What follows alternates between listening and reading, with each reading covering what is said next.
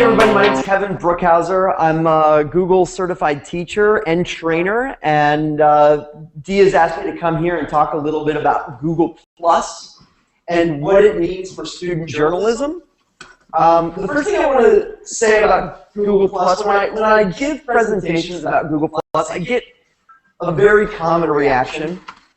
One is, oh, that's awesome, it's from Google, this sounds exciting. And on the other side is, oh my God, another social network that I have to keep up with? What am I going to do? So there's this kind of conflicting thoughts. So the first thing I want to do is just present how Google Plus works, how it's different from some other Google or other social networks. First, how many of you have used Google Plus before, so I can gauge the crowd? All right, so I think many of you know how to use it. Did anyone talk about how it's the relationship between Google Plus and the people you can interact with, and how that works on Facebook or how that works on Twitter? Does anybody know how Google Plus is different from those other two platforms? Yeah. Circles. That's a huge distinct differentiator. So what's the difference between circles and friends and followers? Yeah. Certain people that can see your stuff that you want to talk to. Right. The way I like to think about it is in Facebook, in order to become a friend with someone else, it's a two-way agreement. Both people have to agree to be friends, right? Whereas on Twitter, there's no agreement at all. You either follow somebody and that person can follow you back or not. In Google Plus, it's kind of like a combination of the two, which I really like. So you can both agree to have that mutual relationship and put each other in circles, but it can also be one way, where I just circle certain people and not circle others, and some of them can circle me or decide not to. There's a lot of flexibility that's possible with that. The other cool thing about it, though, is that you can identify different groups of people in different circles. So I've got a bunch of different interests. I'm a mountain biker, a casual mountain biker, but I do a lot of mountain biking with my friends. So I post videos of myself mountain biking with my friends and all those things. And then I'm also a teacher, and I've got lots of teacher friends. Well, most of my mountain biking friends have no interest in my teaching interests, and most of my teacher friends have no interest in my mountain biking interests. Make sense? So what Google Plus allows me to do is granulate those interests. So I'm not bothering the teachers with my mountain bike posts, and I'm not bothering the teachers or bothering the mountain bikers with my teaching posts. But I have a few friends who are both teachers and mountain bikers, and I can put them both in the same circle. So that's what's kind of cool about Google Plus and the granularity that's available with that. But we're going to talk about journalism and what's possible with Google Plus in journalism. And the big game changer, the number one difference that I think applies to the classroom, especially journalism, and what we're going to talk about mostly today is Hangouts.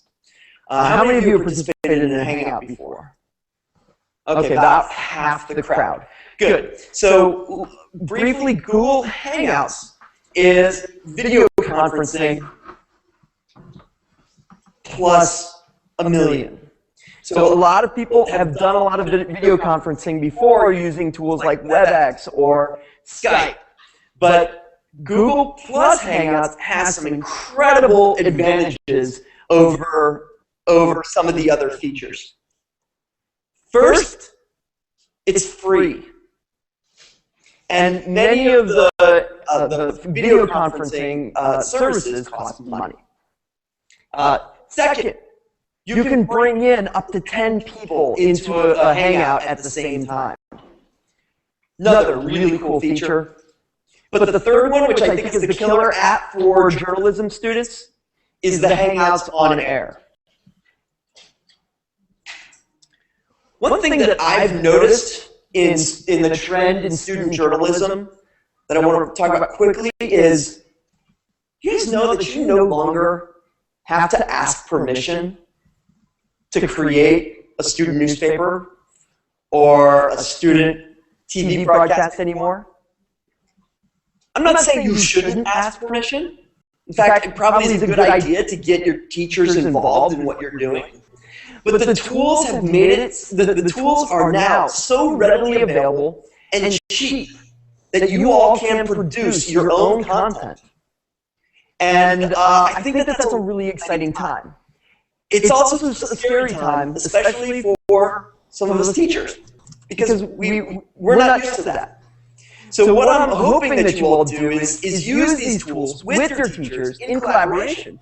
But teachers, I'm asking you guys to realize that this is coming.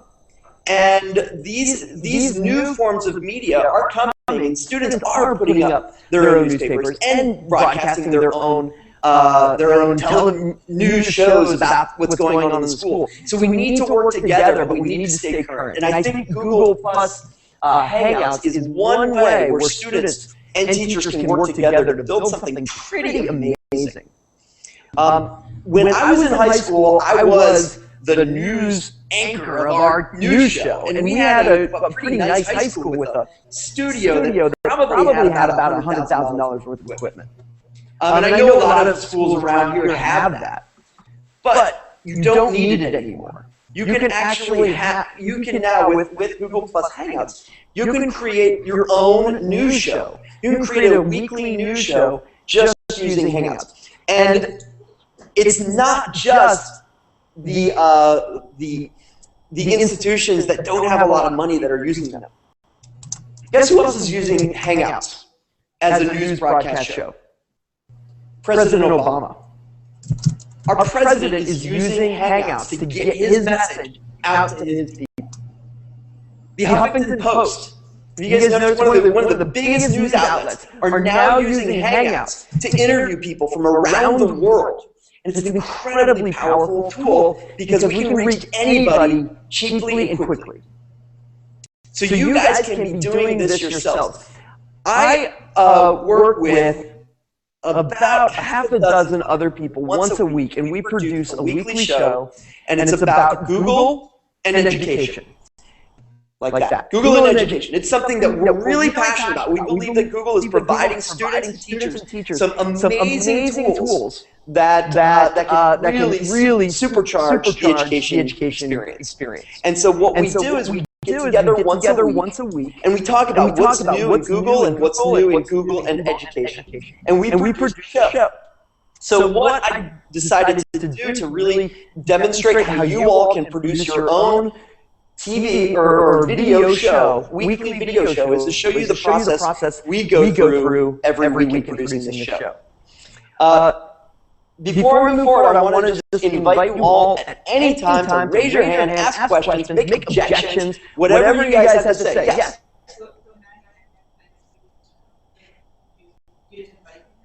Well, you can watch the show. Anyone can watch it. We broadcast it to the entire world. It's called the Google Educast. And if you just Google that, Google EDUCAST, you'll see that we've got almost 100 shows. We've been doing this for almost 100 weeks. And it's an hour-long show that we produce, and you can watch it live on Thursday evenings at 5, or it's all archived on YouTube, so you can watch it after the fact. And it's also, we turn it into a podcast. And so you can subscribe to it through Stitcher or iTunes or any other podcast aggregator out there. And you guys can do this. It's really easy and really exciting. So let me show you the process we go through. Let me see. So I've already got some of my friends in a Hangout, I think. Okay, good. We got Fred. Hey, everyone. Okay, so Fred, can you introduce yourself? My name is Fred Dalventhal. I'm an instructional technology coordinator in Arlington, Virginia. I live just outside of Washington, D.C. Awesome. Welcome, Fred. And Nick? Hi, I'm Nick Cusimano. I'm a theater and film teacher in St. Louis, Missouri. Awesome. And we should get some more. When I talk, I'm going to have to hit mute because we get feedback otherwise. Oh, you got it fixed? Okay, cool. Can you guys hear me? Yep. Okay, great. So let's talk about the first thing that we do when we're putting this show together. Fred, you want to talk about step one? Because it's usually you. Oh, okay. Yeah, and we have a folder in Drive with all the educasts from previous shows so that we can always double check to make sure whether we've covered something or not. And so I go in at the beginning of the week and find our show template.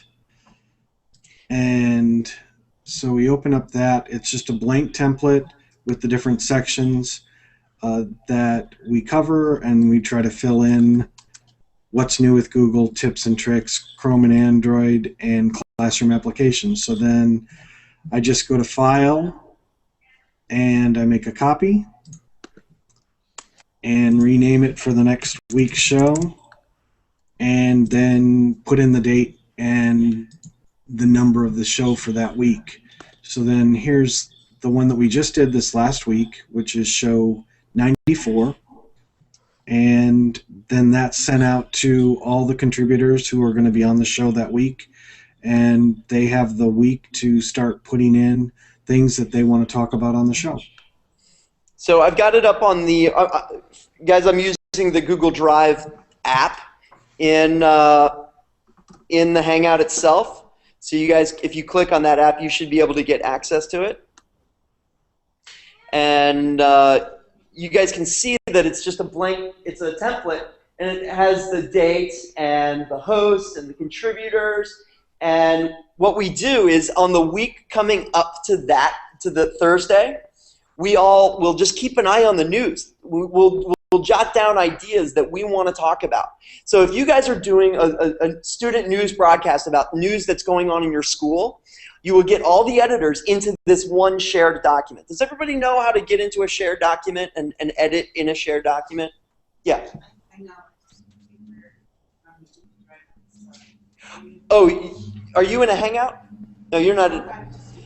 Yeah, so you will see, once you start a Hangout, you'll get these apps, and there's a session, this session goes till 10, and then there's another session at 11, and after that, this room will be open to get to experiment with all these things. So to get it to, but first we'll just, you guys are going to get into if you follow this model, you'll create a document, share it with all the editors and the advisors, and throughout the week what you want to do is just go into here, and this, okay, so right here are all the different segments that we have.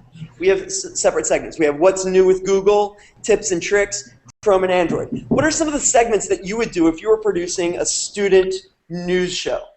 What are some obvious segments? Things that you might talk about. Yeah. Homework and studying tips, right? Yeah, that would be fantastic. Sports, of course. What are the latest scores of the week? So you would have someone who focuses on sports, typing in the scores and the highlights. What else? Yeah. Oh, school fashion. I love that. Yeah. There can be just general school news. You could do a segment on you could do a segment called Bravo, where you highlight some student who's doing something that's really exciting. And so you could bring that other student into the Hangout. You could create a segment called Teacher Highlight, where you interview a teacher and you try to get to know that teacher a little bit beyond just the classroom.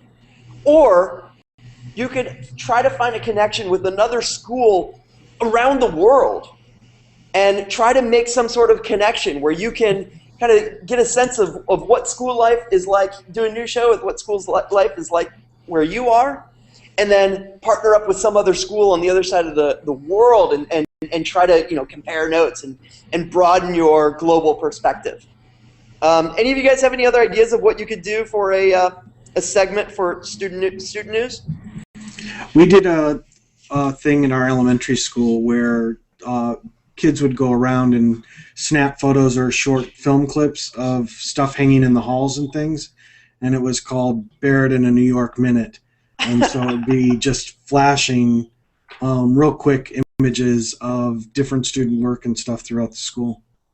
Cool. So it's a show off. It's a showcase of what students are producing. Another really cool. What other ideas are coming to you? What could be some really cool ideas that you could make as a segment in your news show? Yeah. Cool, something out and out, the person on the street actually connect to their smartphone. Can you actually do a hangout with a smartphone? Heck yeah! You got a smartphone or a tablet, as long as you're connected to the internet, you can invite somebody with them and they can be out in the hallway, live, grabbing people, say, hey, what do you think about this one topic? Have you guys heard of the Man on the Street segment? Where you come up with a question for that week? You know, what might be the question? It could be a timely question. Like, I live in Monterey, just down south of here, and this weekend we're going to have the Big Sur Marathon. And there's some people that are nervous about going to the Big Sur Marathon because of what just happened in Boston. So one question that I would ask this week is, would you feel comfortable about going to the Big Sur Marathon to cheer on the spectators? Wouldn't that be a compelling question? There's a natural conflict. There's just a natural story there. Any sort of question that makes people have to kind of look inside themselves a little bit. What other questions might you ask as like a man on the street question? Student on the street or student in the hallway? Anything? Yeah, it's just a ridiculous, funny question that was out of school. Yeah, like what? Any ideas? So, if you could describe school lunch in 5 words, how would you? I like that one. If you could describe school lunch in 5 words, how would you describe it? Good. Another cool person on the street or person in the hallway question. Wouldn't it be fun, though, to have a live correspondent? Okay, we're going live over to Johnny, who's going to roam the halls and grab people and say, what's your opinion on this? What's your favorite flavor of Jell-O? I don't know. All right, so anyway, come up with some compelling segments that you could put for your show and prep them ahead of time using a shared Google Doc. And then you can cut over there. Yeah? I'm sorry, say that one more time. No, you do not need to circle the participants, nor do you need to be a part of any circle in order to participate in a Hangout. The only requirement to be in any Hangout is to have a Google Plus account. Now, some schools have Google Apps for EDU domains, and some of those schools either have Google Plus turned on or they don't have it turned on. And if it's not turned on, then if you want to do this, you'll need to use a personal Google account. I'm assuming that you all are over 13, and so that you can actually use Google Plus. Now, you will need to talk to your advisor. If this is going to be an official school thing, you're going to need to talk to your advisors and talk about, you know, some of the legal implications and making sure that you're going through the right procedures. But there's a lot of cool possibilities. Yeah. Oh, cool. Dan's in. Yeah, no, it's just not. What I want to do is have you hear what is. Dan, it looks like you're wearing a bow tie.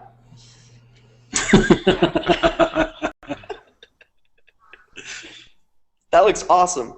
So Dan is in Chicago presenting to another conference at the EdCamp conference. And so we're doing a joint conference on Google Plus Google Plus Hangouts. Oh, did we just lose him? He was offended by my comment. No. That's pretty obvious. Any other thoughts, you guys, about what's possible for creating some other ideas that you could put in a story? Oh, Dan's back. I'm here. Hi, Harry. Dan, can you introduce yourself to San Francisco? Hello. Can I introduce myself to San Francisco? Hi, I'm Dan Rizak. San Francisco, how are you doing? All right. I am attempting so that they can hear. I'm going to try to hook up some audio here because my group here can't hear you. I am Dan Rizak. I am the editor-in-chief of the EdReach Network, and we are here at EdCamp Chicago. I'm not going to turn my screen. Say hi. Very meta. And we've just been going over what EdReach is all about, what it's built on, kind of what the reasons that we started it and how we kind of began. How are things going over there? Things are going great. How are things going with you guys? Are you having a good conference? Yes. Yeah, seems great. Great. So we just talked about how to start it. Actually, we didn't even talk about how to start a Hangout yet. We talked about how to prep for a Hangout for a student journalism news show. Yeah. Talk about how the Huffington Post is already adopting this. The White House is adopting this model. This is a really cool opportunity for students to create their own program. All right, you're going to have to buy me 2 minutes because I got to hook up audio. Take your time. We're going to keep going. Go. All right. I have a solution. Back to the document. In addition to all the different segments that we have, we've got both our intro and our outro already written. So here's what the intro looks like.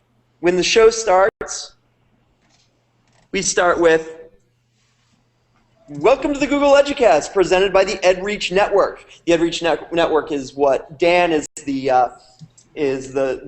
editor-in-chief of. Now, you don't need to be a part of a network. That's what's really cool. You don't have to hold your hand and say, "Can I join your network?" You can create your own. So that's really wonderful about that. And then so we go through the intro, and then we have some other side notes, and then we just jump into the segments. Hardware. And you'll see that we have links to different pages. So bringing people together and drive, is that one of you guys? Yeah, that was me. That was the new chat that is in Docs. So Fred, can you share your screen and show how that works? All right. And take us to that segment on your screen. Does that work? Take us to that segment in... I don't know. Show us. You have a link, Uh-huh. right? Right. And you can show us how you would show off that link. As if Kevin? we're doing the show right now. Okay. All right. So, all right. So, bringing people together in Drive is a brand new thing in Google Drive with Docs. So let me click on that and bring that up. And here it's loading. Here we go. So in Drive now, when you're in a doc, you will see the people, and if you look up here at the very right-hand corner of my screen, you can see that Kevin and Nick are in here, and I can open up a chat, and then we're chatting that way. It no longer has that sidebar that used to fill up the whole right-hand side of the screen. So nice improvement to Google Docs and chat. We have had some concern from other people where chat is suddenly disabled in the Google Apps for Education. So that's something that people need to be mindful of, that may be disabled when they move to the new chat. So you can see that Fred just shared his screen with the big screen, right? And let's see here. Yeah, so you can set that up. If you have anything that you want to show digitally in your show, you can set those up ahead of time. And if you click right here where it says Screen Share, it'll allow you to share any of the windows that you have up on your screen. So you can set up a slide deck if you have any animations that you want to show, or photos, or even videos that you want to show. You can open up that other window and have that video ready either in YouTube, or you have it in QuickTime, or whatever way. You can have all of those things ready for you as a part of your show. It's a good way to put in some B-roll. Right here is the chat feature, and you'll see that some people have we've actually got a chat going on the side. Now the chat is for you guys as show content creators. It's not part, your audience doesn't see it. So what you guys can do is kind of collaborate during the show. And I get this a lot, like sometimes when I'm hosting the show, I go on and on and on, and then Fred will say, "Kevin, wrap it up. You're going on too long in the show." And so that's a great way to just keep things moving, or or talk to each other in the show to keep the pace moving, because that's really important today, or when you're producing a show. Fast. People don't have a whole lot of attention span to just hear people drone on and on about a new show. Keep the conversation lively and keep it moving. The one really important thing that I didn't mention yet is the feature that I don't think a lot of people, even those who use Hangouts, I don't think a lot of people know that you can do Hangouts on air. So when you start a Hangout, you go to Google+, and on your Google Plus homepage right here, you'll see Start a Hangout. And I'm not going to start it because I'm already in a Hangout, and it gets kind of weird if I try to get into 2 Hangouts at the same time. But if I click on Start a Hangout, there's a little tiny checkbox that says make that Hangout on air. And what that does, it allows the entire world to see that Hangout. And they can find the Hangout in one of 2 places. The Google Plus page from which the Hangout originated, and the YouTube channel of the owner who started that Hangout. So that's one cool thing about On Air. Yeah, question? Exactly, yes. You can take the link from the YouTube channel and from the, and let me just show you what we do, is if I go back to the drive, I do exactly that. I take the link from the YouTube channel where the show is live, and I tweet it out, I Facebook it out, and say, hey, everyone, in a few minutes, we're going to go live. Check out the show. Right? Very, very fun. Yeah. So it is a stream. It's absolutely a stream, but it's more than that. It also gets archived into YouTube. So if your audience is not able to watch it live, then you can say, come check it out on YouTube. Within minutes after the broadcast is over, after you turn off the broadcast, you see where it says On Air right here? I don't own this one, but on Dee's computer back there, it says On Air, and then you can actually check it and turn it off. As soon as you click off the air, it starts working and producing that archive video and putting that on YouTube. So then you can tweet it out.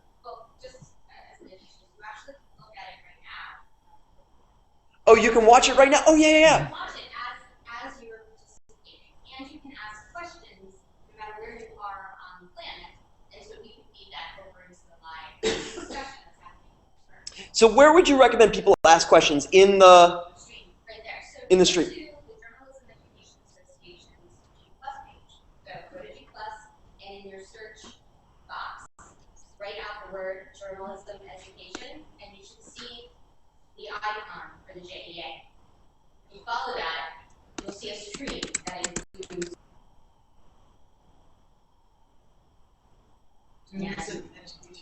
Journalism Education Association.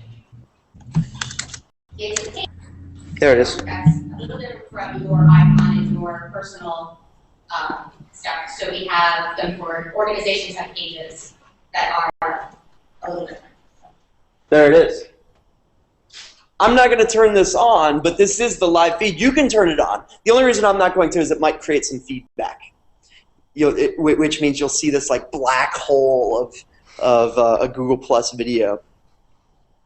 So if you go ahead. Are you guys watching it? Yeah. It's really cool. So for the archives video, you then download the file in order to put it in. Well, I use Adobe here in order to edit. Yes. So if you're the owner, you can download any of your own YouTube videos. Do you know how to do that? Yeah. Yeah, so then you can edit it any way you want. What Dan does is the editor-in-chief of our show. He takes it and he puts it into iMovie and then exports the audio itself, extracts the audio from it, and then uploads that to his iTunes feed so that people can actually just listen to it as well. So we want to reach the biggest audience that we can, and so we provide our audience as many ways that they can hear our content as possible. What's really fun about getting people to go live, though, is you can make it more interactive. So like Dee said, if people post a question, can you guys actually post something in the in that feed? You guys want to try that? Do you see right underneath it, there's the add comment? Let's see if that works for us.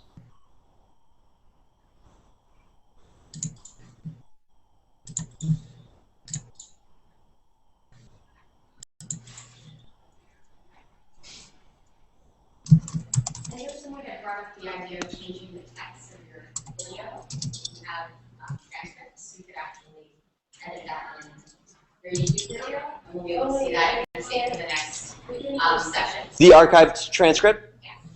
That's really cool. What's that? Did you post a comment?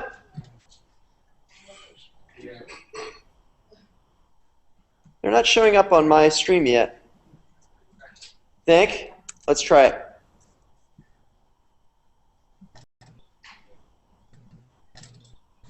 Oh yeah, look at all those comments. Uber interactive. That wouldn't work. So all I did was refresh it. So here's what you should do, is assign someone on your team to monitor the comments. And it's probably someone who's not going to be as active. It shouldn't be your host. Because, and what we do is we have we select one host as the person who keeps the conversation moving and says, all right, it's your turn to talk. Okay, your turn. Then you should have someone else who's monitoring the comments.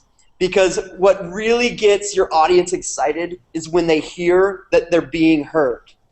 And so if you can address people's comments, and you can go through the news show and say, oh, cool, Mary just says, hi from Mary, and Nikos is here, and Steven's here, and they just love to hear that they're actually a part of the real conversation. This is not possible in traditional broadcast journalism. So a really great way to engage your audience.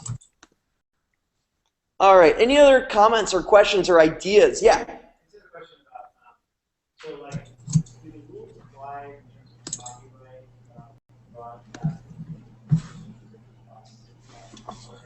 or is it more like, how do you deal with copyrighted material that you're sharing? Right. So the question was about copyright material, and that's something that we in the Google Educast are constantly debating. It is a hot debate because there's this law called fair use, and fair use basically says that educators and students are allowed to use copyrighted material for educational purposes.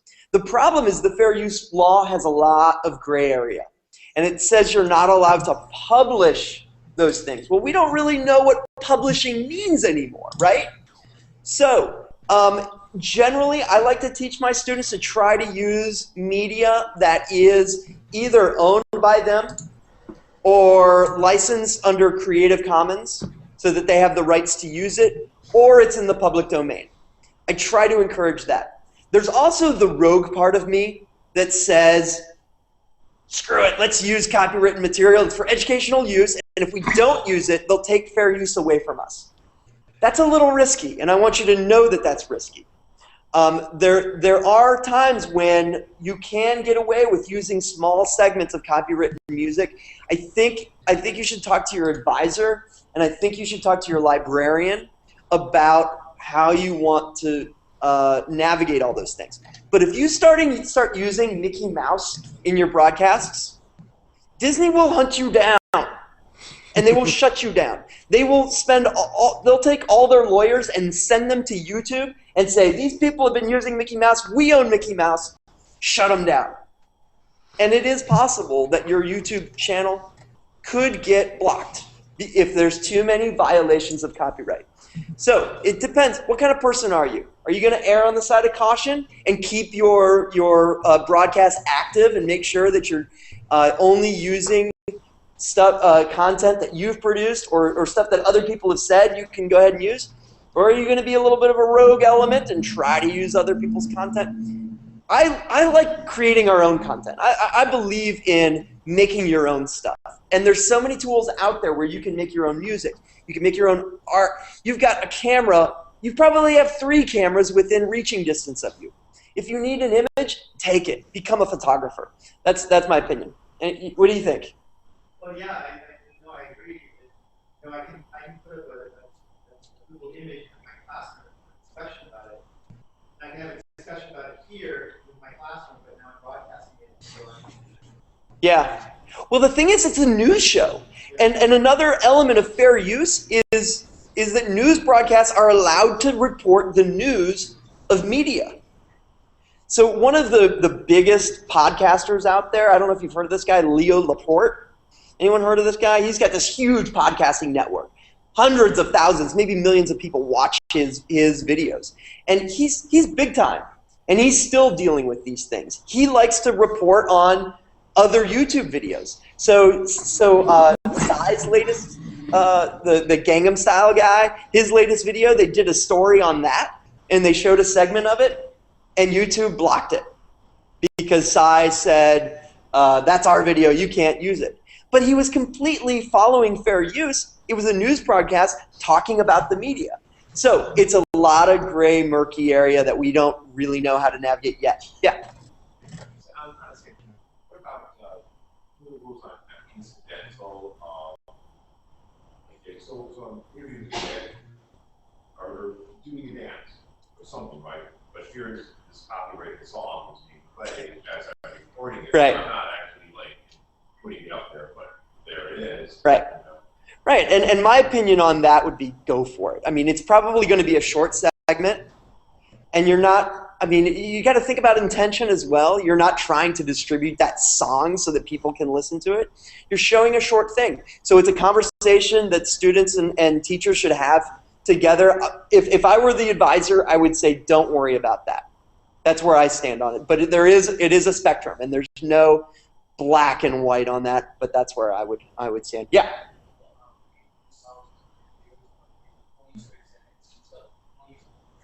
Only up to 30 seconds?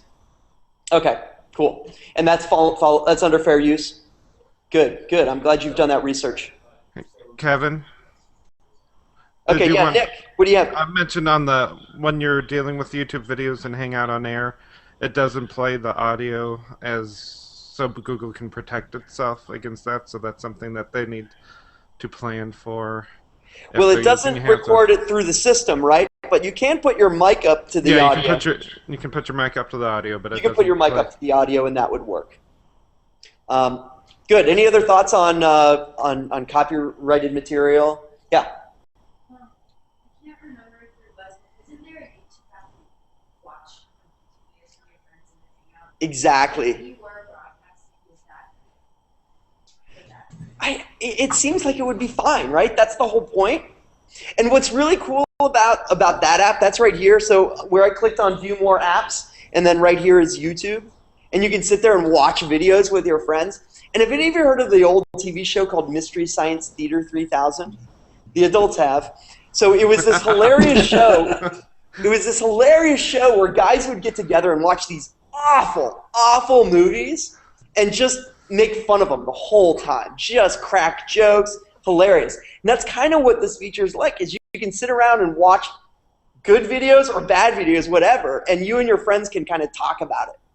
And that would be kind of fun. Like, and it'd be interesting to play around with. But again, a really important conversation that you guys should have with, all right, well, is this ethical?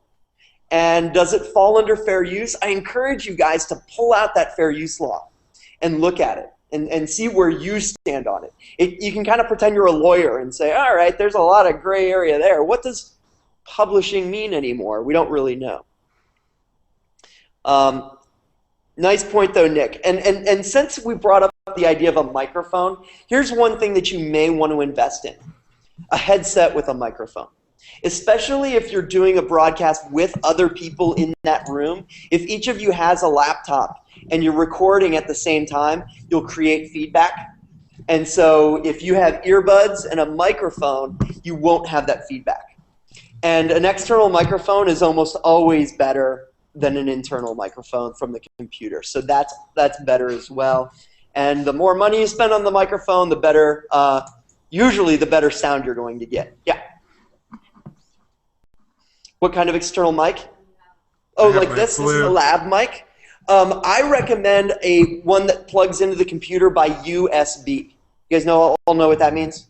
USB? Because what that is a purely digital connection, and it works really well with computers. rather than one that has the iPod earbud jack, that 3.5 millimeter jack, that's analog, and you're not going to get as good of a sound.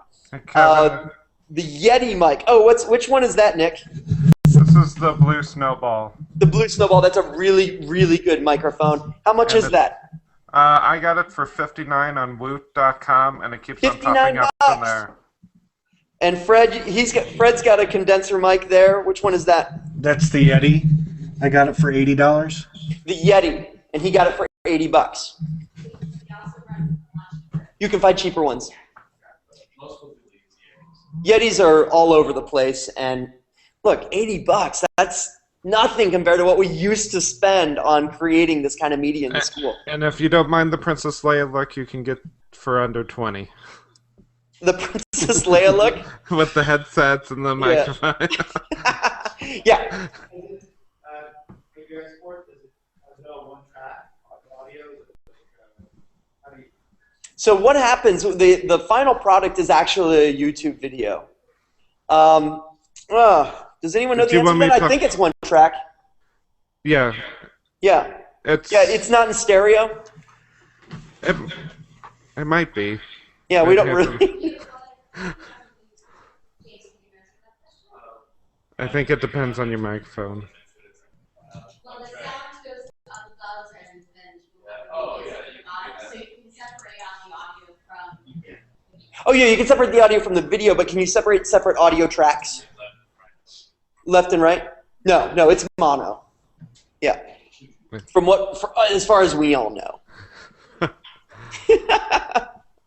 One interesting thing that might be helpful, when you choose to do a Hangout on air, you can pull the people in and make sure everything's working using, I guess we call it kind of the green room. So you make sure everyone's stuff's set before you go on air, and then it gives you a countdown. So it's not like when you initially start a Hangout on air, you're right on air. And so we did a little practice beforehand. Turn off your cell phones before you go live, right? Yes, because if you try to do the Hangout, it'll go to your cell phone, and that always ends up confusing me. Right, exactly. Yeah, we got a question here. I'm glad you asked that question. So the bar at the bottom that you see that Nick has, and Fred had it earlier, does anyone know what that's called? It's a lower third, right. So it's really cool if you use that word. And this is kind of weird because if you click on View More Apps, there is an app called Lower Third. Don't use that. It doesn't work for some reason. I haven't gotten it to work. But there is a thing called Hangout Toolbox. And you have to allow access to just say, okay, that's cool. And then it opens up this app within Hangouts. And so it's the lower third app, and then this is where you've got the happy face, sad face, weird face app. But I'm going to focus on this one, and here my name, and I'll put, right? And I can display my clock, and here, and now if I select myself, you can see my lower third right there. I can also, if I turn it, I can also add an image. So I'm going to choose a file. And then from my downloads file, I'm going to click Google Certified Teacher. And you can put the logo of your school mascot or whatever right there. That would be really cool. And then click on. And there you'll see that that I've got that right there. Now, any idea why my image is mirrored? Anyone want to take a guess why that's backwards? D? Because it's on your screen. So it's appearing to us like we're recording this. Right. No one else sees my image as mirrored, but it's just myself. And I have a theory. I have another theory. And whenever we see ourselves, what are we usually looking at? A mirror. And when we see ourselves that's actually in not a reversed image, when we see images of ourselves, how many of you look at a photo of yourself and say, that's weird, that doesn't look like me? I do that all the time. And the reason it is because the only time we see ourselves is the reverse image. And so what I think this does is makes it look a little more normal to us, so we get less self-conscious. Google is really smart about video conferencing. Google knows that most of us, including myself, feel a little weird in front of a camera, right? I'm a little self-conscious about being in front of a camera. Yeah? Oh. Okay. So what they do is try to make it as good of an experience and relax our inhibitions a little bit. One other thing that they do to kind of mellow us out or get us to get rid of that self-conscious is tools like this. And I'm sure a lot of you have played with this.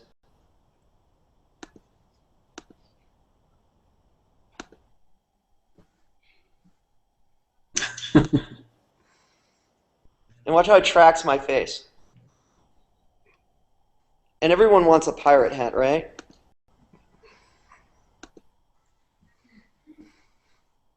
Okay, these things are really silly, and they're completely pointless, except they allow us to play a little bit and get us to calm down and not take ourselves too seriously. And it's just a news show, and no one's going to get hurt by being on putting up an image, and so we can play around and be kind of fun. And then there's also, where are the sound effects? Oh, thanks, you took a photo.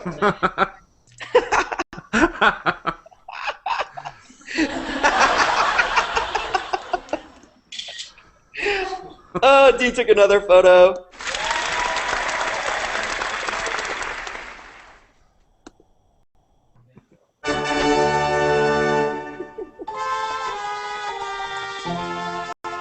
That's a good one. All right, so you can see there are a lot of fun things to play around with. Oh, and how do we turn these things off? There it is.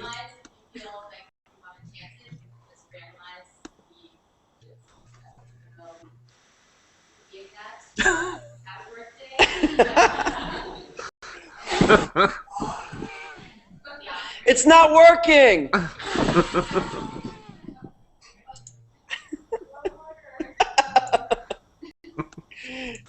Again, it's about not, relaxing a little bit, not taking it. Nick? Nick, are you getting physical on us over there?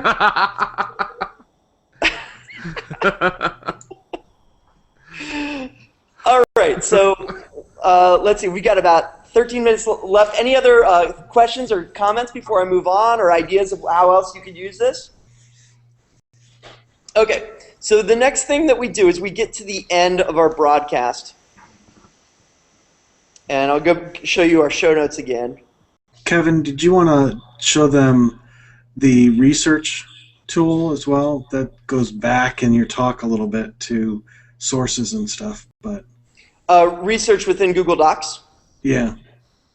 So that's one thing that's possible. So yeah, I've got, oops.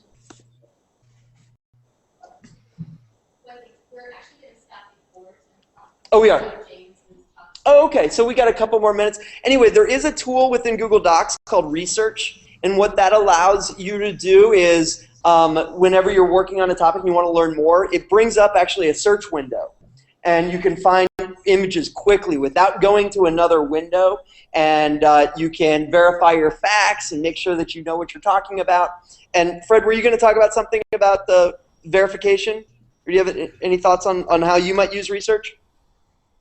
Well, I mean, sometimes when we don't have anything in a particular topic and we're looking for anything new or something, just typing in Google Education or Teachers Google, something like that. Or if for the tips section, I'll type in Google Tips and Tricks, and any recent blog posts usually or good ones will filter to the top of it. But also, in looking for images, you can set it so that it shows if you need an image to show on your show, you can set it for Creative Commons. Yep. And so that way you're safe in using them. And if you're worried about that kind of stuff, then you can use that tool as well. Cool. Yeah. Image-wise, I really like using and docs going into image because you have those stock photos, the Life magazine, and the Creative Commons already available to you, and especially for student work in any type of work, it makes it nice, easy, and you don't have to worry about copyright as much. Yeah, you should be good by using any of those image searches within Google Docs. I want to show you that you see that Nick is up on the screen right now. Now, Fred, can you say something? Yeah, something else Okay, that you could did you look see up. how automatically the camera went to Fred from Nick? That's built into the software. What it's doing is looking for who's making noise, and it will put that as the main camera. Test. If you are the one who started that Hangout, you can just let the software decide who should take over the big screen, but you can override it as well by clicking on any of the icons. And you'll see this little blue bar that goes around this screen. That means I've got it locked on there. And so even if Nick or Fred or Nick Hello. and Fred both talk, you'll see it's stuck Hello. onto that. So that's cool for you as the producer to have control. Speaking of producers, you could have a person who's not even in the news broadcast be the producer, and you could, basically instead of having a video feed of one of your participants, you can just mute the camera. And if I muted mine, and you'll see it's just my image, and that person could be the one who's just the producer and switching back and forth and monitoring the chat that's attached and giving shout-outs to the people who are participating in the conversation. So I really hope you guys take advantage of this tool. I gave a lot of you my cards. I'm dying to see what you guys produce. I have more cards up here, and I want to broadcast. I want to share with my followers what you all are doing, and I want to be inspired by you all as well. So please stay in touch. Send me what you're up to, and let me help promote what you're doing. And let me know. I'm going to stick around for a little while. I can answer any individual questions. And thank you guys. You are an awesome crowd. I'm excited for you all. And give Fred and Nick a hand. Thank you so much, guys. I'm so glad you were here to help out. Very Thank cool, you for Kevin. inviting us.